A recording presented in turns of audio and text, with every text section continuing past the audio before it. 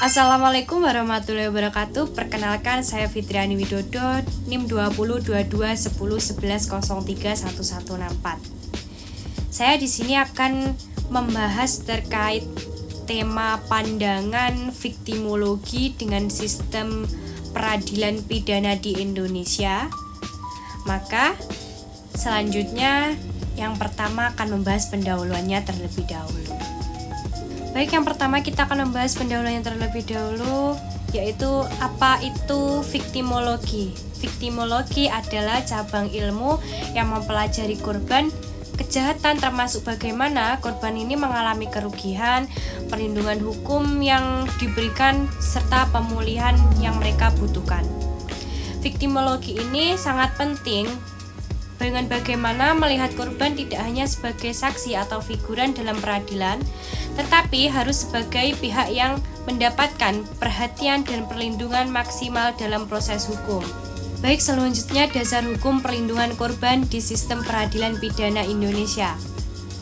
Adapun undang-undang yang menjadi landasan perlindungan korban dalam perspektif viktimologi, yaitu Undang-Undang Nomor 13 Tahun 2006 tentang perlindungan saksi dan korban, yang telah diubah melalui Undang-Undang Nomor 31 Tahun 2014 mengatur hak-hak korban atas termasuk syarat restitusi dan perlindungan yang diberikan oleh Lembaga Perlindungan Saksi dan Korban, disebut LPSK. Adapun Undang-Undang Nomor 12 Tahun 2022 tentang tindak pidana kekerasan seksual yang memberikan perlindungan khusus pada korban kejahatan seksual dengan pendekatan berfokus pada pemulihan korban.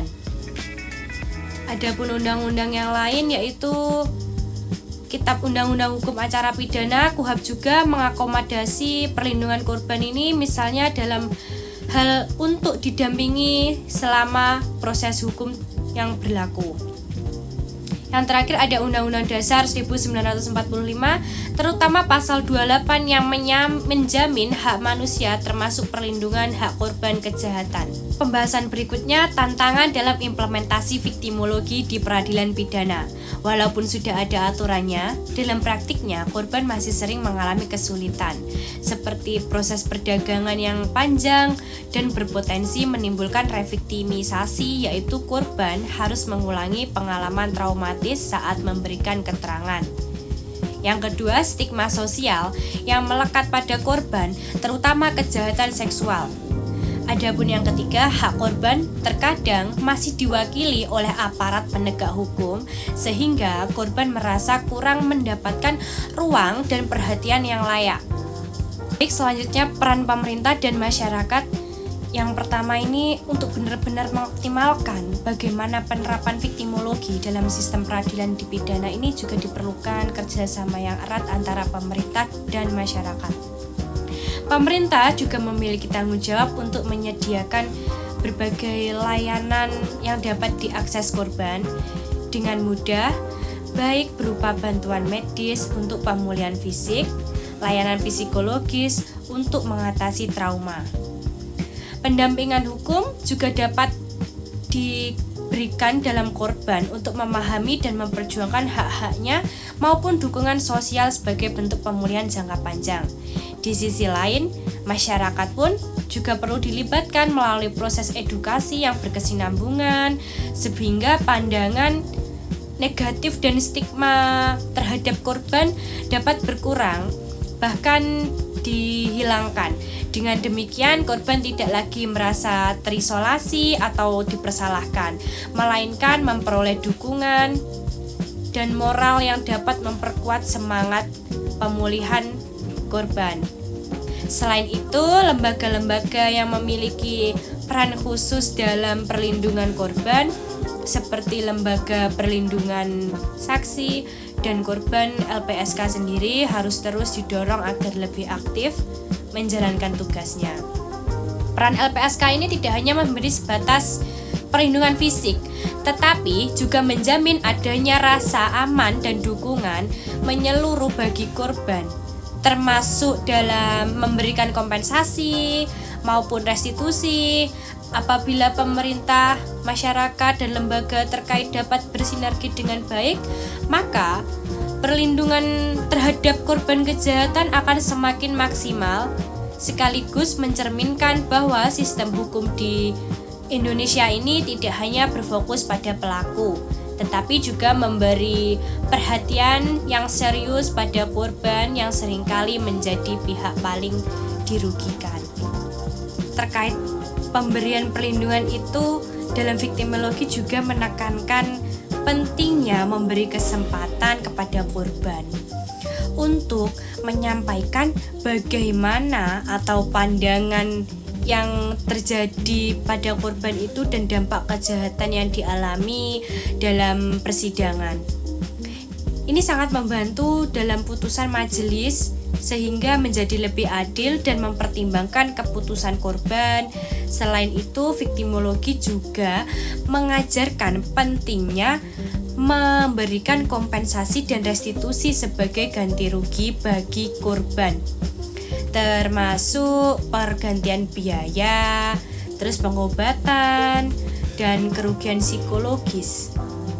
Pendekatan ini juga mendorong atas pemulihan lewat layanan rehabilitasi fisik dan psikologis bagi korban yang difasilitasi oleh LPSK dan lembaga sosial yang mendukung. Seperti contoh penerapannya, viktimologi ini terlihat pada kasus pemerkosaan, kekerasan dalam rumah tangga, dan penipuan, di mana pengadilan ini kan memperhitungkan trauma korban dan memberikan seperti perlindungan khusus sehingga restitusi ini diberikan. Meski begitu, ada aturan penerapan viktimologi yang masih menghadapi tantangan, seperti halnya kurangnya sosialisasi, keterbatasan fasilitas, dan perlindungan dalam praktik. Oleh karena itu, perlu pelatihan aparat hukum untuk menguatkan lembaga pendukung korban masyarakat, dan lembaga non-pemerintah ini juga berperan aktif seharusnya memberikan dukungan advokasi dan psikososial kepada korban tersebut. Baik, adapun kesimpulannya, penyampaian saya yang terakhir saya simpulkan dari berbagai pendahuluan, adapun pembahasan, adapun yang saya bahas terkait dasar hukumnya, yaitu viktimologi adalah ilmu yang memusatkan perhatian pada korban kejahatan, bukan hanya pelaku dalam sistem peradilan pidana di Indonesia. Viktimologi mengingatkan pentingnya memberi perlindungan dan hak yang layak kepada korban, seperti hak atas keselamatan, kompensasi, dan dukungan pemulihan. Meskipun sudah ada undang-undang yang melindungi korban seperti Undang-Undang Perlindungan Saksi dan Korban dan Undang-Undang Pidana Kekerasan Seksual, masih banyak tantangan dalam pelaksanaannya seperti stigma sosial dan kurangnya pemahaman aparat hukum tentang korban. Oleh karena itu, sistem peradilan pidana perlu terus diperbaiki dengan memberi perhatian yang lebih-lebih kepada korban, tidak hanya sebagai saksi tetapi sebagai pihak yang mempunyai hak dan haknya harus dihormati dan dilindungi. Dengan begitu, proses peradilan dapat menjadi lebih adil, manusiawi, dan efektif, serta membangun kepercayaan masyarakat terhadap keadilan. Sekian pembahasan dari saya telah selesai, yang telah membahas pandangan viktimologi dengan sistem peradilan pidana di Indonesia. Ada kurang lebihnya saya mohon maaf. Saya akhiri, wassalamualaikum warahmatullahi wabarakatuh.